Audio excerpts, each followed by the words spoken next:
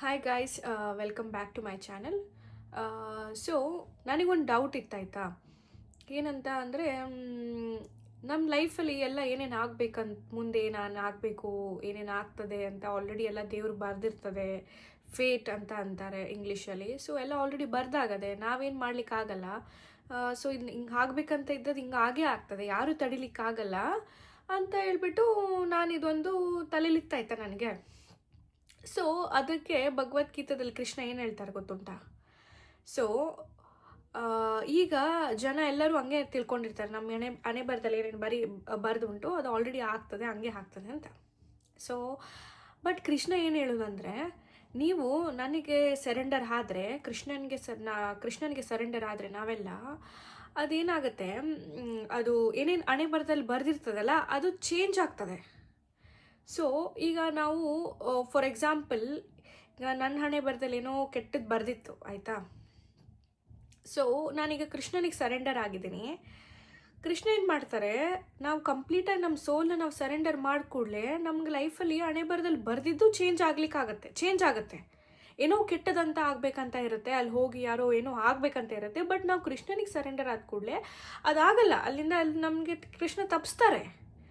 So ನನಗೆ ಆಮೇಲೆ ಗೊತ್ತಾಯಿತು, ಓಕೆ ಈ ಥರ ಹಿಂಗುಂಟಾ, ನಾವು ಎಲ್ಲ ಒಂದೇ ಸತಿ ಬರೆದ್ಬಿಟ್ಟದೆ ನಮ್ಮ ಹಣೆ ಬರದಲ್ಲಿ ಏನೇನು ಆಗಬೇಕು ಅದೇ ಆಗೋದು ಅಂತ ನಾನು ತಿಳಿದಿದ್ದೆ. ಬಟ್ ಇವಾಗ ನನಗೆ ಗೊತ್ತಾಯಿತು ಹಂಗಿಲ್ಲ ಅದು. ಸೊ ನೀವು ಕೃಷ್ಣನಿಗೆ ಒಂದು ಸತಿ ಸರೆಂಡರ್ ಆದರೆ ಸಾಕು ಗೈಸ್, ಅವಾಗ ನಿಮ್ಮ ಲೈಫಲ್ಲಿ ಏನೇನು ಬರೆದಿದೆ ಅದು ತಪ್ಪು, ಏನೇನು ಕೆಟ್ಟದ್ದು ಬರೆದಿದೆ, ಒಳ್ಳೇದೇನೇನು ಬರೆದಿದೆ ಆಗಲಿ ಆಯಿತಾ. ಬಟ್ ಕೆಟ್ಟದೇನೇನು ಬರೆದದೆ ಅದು ಆ ಕೃಷ್ಣ ನಿಮಗೆ ತಡೀತಾರೆ, ನಿಮ್ಮ ಅದು ಹಣೆ ಬರನ ಚೇಂಜ್ ಮಾಡ್ತಾರೆ. ಸೊ ಎಲ್ಲ ಕೃಷ್ಣನ ಕೈಲಿ ಉಂಟಲ್ವಾ. ಸೊ ಹಾಗಾಗಿ ನಾನೇನು ಹೇಳೋದು ಅಂದರೆ, ನೀವು ಕಂಪ್ಲೀಟಾಗಿ ನೀವು ಕೃಷ್ಣನಿಗೆ ಸರೆಂಡರ್ ಆಗ್ರಿ. ಆಮೇಲೆ ನಿಮಗೆ ಒಂದು ಟೆನ್ಷನ್ ಇರಲ್ಲ, ಚಿಂತೆ ಇರಲ್ಲ, ನಿಮಗೆ ನಾವು ಜೀವನ ಯಾಕೆ, ನಮ್ಮ ಲೈಫಿಗೆ ಏನು ಪರ್ಪಸ್ ಏನು ಅಂತ ನಿಮಗೆ ತಿಳಿತದೆ. ಆಮೇಲೆ ನಿಮಗೂ ಸ್ವಲ್ಪ ಎಲ್ಲ ಗೊತ್ತಾಗುತ್ತೆ ಹೆಂಗೆ ಅಂತ. ಮತ್ತೇನಂದರೆ, ಮತ್ತೊಂದು ಸ್ಟೋರಿ ಹೇಳ್ತೆ ನೋಡಿ. ಸ್ಟೋರಿ ಅಲ್ಲ ಇದು, ನಿಜಾನೇ. ಈಗ ನಾವು ಯಾವಾಗೂ ದೇವ್ರಿಗೆ ಕೇಳ್ತೇವಲ್ಲ, ಸ್ವಾಮಿ ಯಾಕೆ ನನ್ನ ಲೈಫಲ್ಲಿ ಹಿಂಗಾಯಿತು, ಅಯ್ಯೋ ನನ್ನ ಕಷ್ಟ ಭಾಳ, ಯಾಕೆ ಹಿಂಗೆ ಮಾಡಿದೆ ನೀನು, ನನ್ನ ಲೈಫಲ್ಲಿ ಯಾಕೆ ಅದರಿಂದ ಕಿತ್ಕೊಂಡೆ ನನ್ನ ಕಡೆಯಿಂದ ಅಂತೇಳಿ ನಾವು ಭಾಳ ಟೈಮು ದೇವ್ರಿಗೆ ನಾವು ಕೇಳ್ತಿರ್ತೇವೆ ಆಯಿತಾ. ಕೃಷ್ಣನ ಕೇಳ್ತಿರ್ತೇವೆ, ನಾನಂತೂ ಕೇಳ್ತಿರ್ತೇನೆ. ಬಿಕಾಸ್ ಫಾರ್ ಎಕ್ಸಾಂಪಲ್ ಈಗ ನನ್ನದೇ ದೊಡ್ಡ ಎಕ್ಸ್ಪೀರಿಯನ್ಸ್ ಆಯಿತಾ, ನನ್ನದೇ ಒಂದು ಪರ್ಫೆಕ್ಟ್ ಎಕ್ಸಾಂಪಲ್ ಇದೆ. ನಾನೀಗ ಕೆಲಸ ಮೊನ್ನೆ ತಾನೇ ಸ್ಟಾರ್ಟ್ ಆಗಿತ್ತು, 2 ತಿಂಗಳಿಂದ ಒಳ್ಳೆ ಕೆಲಸ, ಅಯ್ಯೋ ಆರಾಮಾಗಿ ಕೆಲಸ ಸಿಕ್ಕದೆ, ಚೆನ್ನಾಗಿ ಕಲ್ತ್ಕೊಂಡು ಹೋಗ್ಬಿಡ್ತೀನಿ ನಾನು ಅಂತೆಲ್ಲ ಆಸೆ ಇಟ್ಕೊಂಡಿದ್ದೆ. ಬಟ್ ಅದೇ ಟೈಮಲ್ಲಿ ಕೃಷ್ಣ ನನ್ನ ಲೈಫಲ್ಲಿ ಅದನ್ನು ತೆಗೆದುಬಿಟ್ರು, ಕಿತ್ಕೊಂಡ್ರು, ಕೆಲಸ ಕಳ್ಕೊಂಡು ಈಗ ಮನೇಲಿ ಕೂತ್ಕೊಂಡಿದ್ದೀನಿ ಆಯಿತಾ. ಸೊ ನಾನು ಕೇಳಿದಾಗ ಅದು ಒಂದು ನನಗೆ ವಿಡಿಯೋ ಬಂತು, ಪ್ರೇಮಾನಂದ್ ಗುರೂಜಿ ಹೇಳೋದು. ಸೊ ಹಾಗಾಗಿ ನಾನು ಅದನ್ನು ನಿಮಗೆ ಹೇಳ್ತಾ ಇದ್ದೀನಿ. ಅವ್ರು ಏನಂದಿದ್ದಾರೆ ಅಂದರೆ, ಕೃಷ್ಣಂಗೆ ನಾವು ಕೇಳ್ತೀವಲ್ಲ ಯಾಕೆ ಕಿತ್ಕೊಂಡೆ, ನನ್ನ ಲೈಫ್ ಯಾಕೆ ಇಷ್ಟೊಂದು ಕಷ್ಟ ಮಾಡಿದೆ ಅಂತ. ಬಟ್ ಕೃಷ್ಣ ಹೇಳ್ತಾರಂತೆ, ಏನಂದರೆ ನಾನು ನಿನ್ನ ಲೈಫಲ್ಲಿ ಏನಾದರೂ ತೆಗ್ದಿದ್ದೀನಿ ಅಂದರೆ, ಈಗ ಅದಕ್ಕೆ ಅರ್ಥ ಏನಂದರೆ, ನೀನು ಬರೀ ನೆಕ್ಸ್ಟ್ ಸ್ಟೆಪ್ಪನ್ನ ನೋಡ್ತಾ ಇದೀಯ, ನಿನ್ನ ಲೈಫಲ್ಲಿ ನೆಕ್ಸ್ಟ್ ಸ್ಟೆಪ್ ಅಷ್ಟೇ ನೋಡ್ತಾ ಇದೆಯಾ. ಬಟ್ ನಾನು ನಿಂದು ಇಡೀ ಜೀವನ ನೋಡ್ತಾ ಇದ್ದೀನಿ.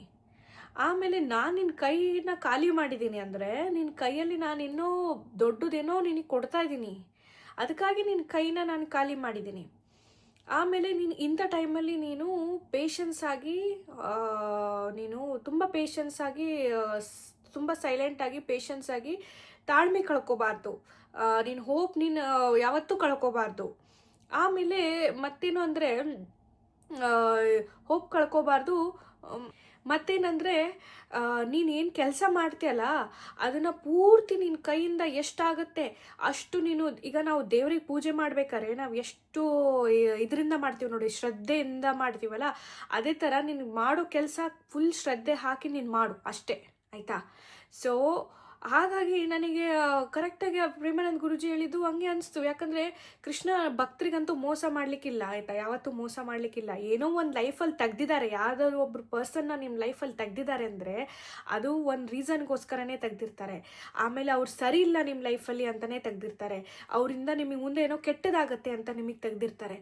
ಸೊ ಇದರಲ್ಲೇ ನಾವು ತಿಳ್ಕೊಬೇಕು ಗಾಯ್ಸ್, ಸೊ ಎಷ್ಟು ಮೀನಿಂಗ್ಫುಲ್ ಇದೆ ಅಂತ. ಭಗವದ್ಗೀತೆದಲ್ಲೂ ತುಂಬ ಮೀನಿಂಗ್ಫುಲ್ಲಾಗಿ ಮೆಸೇಜಸ್ ನಮಗೆ ಹೇಳ್ತಾರೆ ಕೃಷ್ಣ. ಎಲ್ಲದು ಹೆಂಗೆ ಲೈಫ್ ಹೆಂಗೆ ಅಂತ ನಮಗೆ ಕಂಪ್ಲೀಟಾಗಿ ಅರ್ಥ ಆಗುತ್ತೆ. ಸೊ ನಾನು ಹೇಳೋದೇನು ಅಂದರೆ, ಭಗವದ್ಗೀತಾ ಓದಲೇಬೇಕು. ನಾವು ಹಿಂದುವಾಗಿ ಹುಟ್ಟಾದ್ಮೇಲೆ ಭಗವದ್ಗೀತಾ ಓದಲೇಬೇಕು ಗೈಸ್ ನಾವು. ಸೊ ನಮ್ಮ ಜನ ಇದ್ದೀವಲ್ಲ, ನಾವು ಸುಮ್ಮನೆ ಬೇರೆ ಎಲ್ಲ ರೀಲ್ಸ್ ಎಲ್ಲ ನೋಡ್ಲಿಕ್ಕಾಗತ್ತೆ ಅವರಿಗೆ, ಬೇರೆ ಎಲ್ಲ ವೀಡಿಯೋಸ್ ಎಲ್ಲ ನೋಡ್ತಾರೆ ಆಯಿತಾ. ಅದೇ ನನಗೆ ಬೇಜಾರಾಗೋದು ಆಯಿತಾ. ನಮ್ಮ ಧರ್ಮ ಭಗವದ್ಗೀತಾ ಯಾರಿಗೂ ಗೊತ್ತೇ ಇಲ್ಲ ಇನ್ನೂ ತನಕ. ಯಾರು ಓಪನ್ ಮಾಡೋದೇ ಇಲ್ಲ ಅದನ್ನು ಭಗವದ್ಗೀತೆನ. ಅವ್ರಿಗೆ ಬೇರೆ ಎಲ್ಲ ನ್ಯೂಸು ಪಿಕ್ಚರ್ ಎಲ್ಲ ನೋಡ್ಲಿಕ್ಕೆಲ್ಲ ಟೈಮ್ ಇರ್ತದೆ ಭಾಳ ಆಯಿತಾ. ಒಂದು ಭಗವದ್ಗೀತಾದಲ್ಲಿ ನೀನು ಹಿಂದೂ ಆಗಿ ಹುಟ್ಟಾದ್ಮೇಲೆ ನೀನು ಈಗ ಬೇರೆ ರಿಲಿಜನ್ಸ್ ನಾವು ಹೇಳಿದರೆ ಅವರು 5 ಸತಿ ಪ್ರೇಯರ್ ಮಾಡ್ತಾರೆ, 5 ಸತಿ ಇದು ಮಾಡ್ತಾರೆ, ನಮಾಜ್ ಮಾಡ್ತಾರೆ ಆಯಿತಾ. ನಾವೇನು ಮಾಡ್ತೀವಿ, ಒಂದು ಸತಿ ಒಂದು ಪೂಜೆನೂ ಮಾಡಲ್ಲ ಜನ. ಯಾರು ಈಗಿನ ಜನ್ರೇಷನ್ ಅವ್ರು ಯಾರು ಪೂಜೆನೂ ಮಾಡಲ್ಲ. ಆಮೇಲೆ ಬರೀ ವೆಸ್ಟರ್ನ್ ಕಲ್ಚರ್ ಅಂತ ಕಲ್ತ್ಕೊಳ್ತಾರೆ ಎಲ್ಲರೂ. ಬಟ್ ನಾನೇನು ಹೇಳೋದು ಅಂದರೆ, ನಿಮಗೆ ನಿಮಗೆ ಲೈಫಲ್ಲಿ ಎಷ್ಟೇ ಕಷ್ಟ ಇದೆ, ನಿಮಗೆ ಎಷ್ಟೊಂದು ಟೆನ್ಷನು, ಎಷ್ಟು ಕಷ್ಟ ಅನುಭವಿಸ್ತಿದ್ದೀರಾ, ತುಂಬ ಇದೆ. ಅದನ್ನು ನಿಮಗೆ ಹೋಗಬೇಕು ಅಂದರೆ ನೀವು ಭಗವದ್ಗೀತಾ ಓದಲೇಬೇಕು. ಆಮೇಲೆ ಕಂಪ್ಲೀಟಾಗಿ ನೀವು ಕೃಷ್ಣನಿಗೆ ಸರೆಂಡರ್ ಆಗಲೇಬೇಕು ಗೈಸ್. ಸೊ ನಾನು ಕಂಪ್ಲೀಟಾಗಿ ಸರೆಂಡರ್ ಆಗಿದ್ದೀನಿ.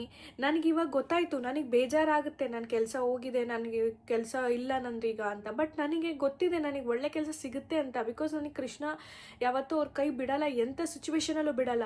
ಫಾರ್ ಎಕ್ಸಾಂಪಲ್, ದ್ರೌಪದಿ ಕರೆದ ಕೃಷ್ಣ ಬಂದರೋ ಇಲ್ಲೋ, ದ್ರೌಪದಿ ಅವ್ರು ಸಾರಿ ಎಳಿಬೇಕಾರೆ ಕೃಷ್ಣ ಅಲ್ಲಿಂದ ಅವ್ರಿಗೆ ಸಾರಿ ಕಳಿಸಿದ್ರು. ಯಾಕೆ ಬರಲ್ಲ ಗೈಸ್ ಕೃಷ್ಣ? ನೀವು ಕರೆದ್ರೆ ಯಾಕೆ ಬರಲ್ಲ? ನಾನು ಮತ್ತೊಂದು ಹೇಳ್ತೀನಿ, ನೀವು ಯಾವತ್ತೂ ಎಲ್ಲರೂ ಬೇರೆಯವರಿಗೆ ನಾವು ಕಣ್ಣೀರು ಹಾಕ್ಸ್ಬಾರ್ದು. ಆವಾಗ ಕೃಷ್ಣ ನಿಜ ಬರ್ತಾರೆ. ನೀನೇನೂ ಮಾಡಿಲ್ಲ ಅಂದರೆ ಪರವಾಗಿಲ್ಲ, ಬಟ್ ಕೆಟ್ಟದಂತೂ ಮಾಡಬಾರ್ದು ಆಯಿತಾ. ನೀನು ಬೇರೆಯವ್ರಿಗೆ ಕಣ್ಣೀರು ಹಾಕ್ಸೋದು, ಬೇರೆಯವ್ರ ಬಗ್ಗೆ ಚಾಡಿ ಮಾತಾಡೋದು, ಬೇರೆಯವ್ರ ಬಗ್ಗೆ ಹಿಂದೆ ಮಾತಾಡೋದು, ಮುಂದೆ ಎಲ್ಲ ಒಂಥರ ಇರ್ತಾರೆ ಜನಗಳು. ಹಿಂದೆ ಹೋಗಿ ಎಲ್ಲ ಕೊಳ್ಳಿ ಇಡ್ತಾರಂತಾರೆ, ನಮ್ಮ ಅಜ್ಜಿ ಹೇಳ್ತಿತ್ತು ಕೊಳ್ಳಿ ಇಡ್ತಾಳೆ ಅಂತ. ಸೊ ಹಾಗಾಗಿ ಅದನ್ನೆಲ್ಲ ಬಿಟ್ಟುಬಿಡಬೇಕು ಕಂಪ್ಲೀಟಾಗಿ. ನೀವು ಯಾರಾದರೂ ನಿಮಗೆ ಎನಿಮಿ ಆದ್ರೂ ಅವ್ರಿಗೆ ನೀವು ನಗಾಡ್ಕೊಂಡೆ ಅಂತ ಸ್ಮೈಲ್ ಮಾಡೇ ನೀವು ಓಕೆ, ಏನೂ ಮಾತಾಡಬಾರ್ದು.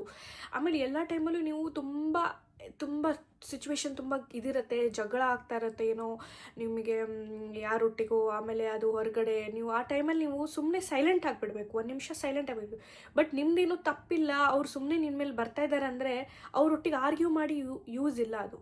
ಹಾಗಾಗಿ ನೀವು ಓಕೆ ಅಂದ್ಬಿಟ್ಟು ನಿಮ್ಮ ಪಾಡಿ ನೀವು ಅಲ್ಲಿಂದ ಜಾಗ ಬಿಟ್ಬಿಡಬೇಕು. ಬಟ್ ಎಲ್ಲ ಟೈಮಲ್ಲೂ ಹಂಗೆ ಮಾಡಬಾರ್ದು.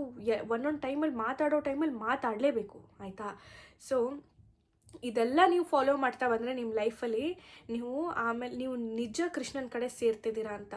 ಬೇರೆಯವ್ರಿಗೆ ಅಳಿಸೋದು, ಬೇರೆಯವ್ರಿಗೆ ಕಣ್ಣಲ್ಲಿ ನೀರು ತರೋದು, ಅದೆಲ್ಲ ಮಾಡಲೇಬಾರ್ದು. ಸೊ ನಾನು ಹೇಳ್ತೀನಿ, ಇದೆಲ್ಲ ನಿಮ್ಗೆ ಆಟೋಮೆಟಿಕ್ಕಾಗಿ ಬಂದ್ಬಿಡುತ್ತೆ. ನೀವು ಒಂದು ಸತಿ ನೀವು ಕೃಷ್ಣನ ಸರೆಂಡರ್ ಆಗ್ತಿರಲ್ಲ, ಆವಾಗ ನಿಮ್ಮ ಒಳಗೇ ಬಂದ್ಬಿಡುತ್ತೆ. ನಾನು ನಾನು ಹಂಗೆ ಮಾತಾಡಬಾರ್ದು, ಅವ್ರಿಗೆ ಬೇಜಾರಾಗುತ್ತೆ, ನಾನು ಹಿಂಗೆ ನೋಡ್ಕೊಂಡು ಮಾತಾಡಬೇಕು ಒಬ್ಬರಿಗೆ ಅಂತ ಹೇಳ್ಬಿಟ್ಟು ನಿಮ್ಗೆ ಆಟೋಮೆಟಿಕ್ಕಾಗಿ ಬಂದ್ಬಿಡುತ್ತೆ. ನೀವೇನು ಮಾಡಲಿಕ್ಕಿಲ್ಲ. ಆ ಭಗವದ್ಗೀತಾನ ನೀವು ಜಸ್ಟ್ ಕೈಯಲ್ಲಿ ಇಟ್ಕೊಳ್ಳಿ ಗೈಸ್, ಆವಾಗ ನಿಮಗೆ ಒಂಥರ ಪಾಸಿಟಿವ್ ಎನರ್ಜಿ ಬಂದ್ಬಿಡುತ್ತೆ ಫುಲ್ಲು. ಆವಾಗ ನಿಮಗೆ ಮೈಂಡ್ ಆಟೋಮೆಟಿಕ್ಕಾಗಿ ನಾನು ಹಂಗೆ ಮಾತಾಡಬಾರ್ದು, ಹಿಂಗೆ ಮಾಡಬೇಕು ನಾನು ಯಾವತ್ತೂ ಅಂತ ಎಲ್ಲ ನಿಮಗೆ ಗೊತ್ತಾಗುತ್ತೆ ಗೈಸ್. ಅಷ್ಟೇ ನಾನು ಹೇಳೋದು. ಸೊ ಯಾವತ್ತೂ ಹೋಪ್ ಕಳ್ಕೊಬೇಡಿ, ಕೃಷ್ಣ ಯಾವತ್ತೂ ನಮ್ಮ ಕೈ ಬಿಡಲ್ಲ. ಭಗವದ್ಗೀತಾ ಓದಿ, ತುಂಬ ನಾಲೆಜ್ ಇದೆ ಇದರಲ್ಲಿ. ಭಗವದ್ಗೀತಾ ಬರೀ ಯುದ್ಧ ಅಲ್ಲ. ಭಗವದ್ಗೀತಾದಲ್ಲಿ ಕುರುಕ್ಷೇತ್ರ ಯುದ್ಧ ನಡೀತು, ಹೆಂಗೆ ಯುದ್ಧ ನಡೀತು ಅದ್ರ ಬಗ್ಗೆ ಇಲ್ಲ ಗೈಸ್. ನಾನು ಹೇಳೋದು ಅಷ್ಟೇ ಎಲ್ಲರಿಗೂ, ಇನ್ನೂ ತಡ ಆಗಿಲ್ಲ, ಭಗವದ್ಗೀತಾ ಓದಿ, ನಿಮ್ಮ ಲೈಫೇ ಚೇಂಜ್ ಆಗುತ್ತೆ ಅಂತ ನಾನು ಹೇಳ್ತೀನಿ. ಅಷ್ಟೇ ಹೇಳ್ತಿರೋದು ಈ ವಿಡಿಯೋದಲ್ಲಿ. ಮತ್ತೆ ಮುಂದಿನ ವಿಡಿಯೋದಲ್ಲಿ ಸಿಗ್ತೀನಿ. ಭಗವದ್ಗೀತಾ ಬಗ್ಗೆ ನಾನು ನೆಕ್ಸ್ಟ್ ವಿಡಿಯೋದಲ್ಲಿ ಎಲ್ಲರಿಗೂ ಡೈರೆಕ್ಟಾಗಿ ಭಗವದ್ಗೀತಾನ ಓದ್ತೀನಿ ನಿಮ್ಮ ಮುಂದೆ. ಅದನ್ನು ಟ್ರೈ ಮಾಡಬೇಕಂತ ಇದ್ದೀನಿ. ಸೊ ಈ ಥರ ವೀಡಿಯೋಸ್ಗಾಗಿ ಸಬ್ಸ್ಕ್ರೈಬ್ ಮಾಡಿ guys. Thank you so much.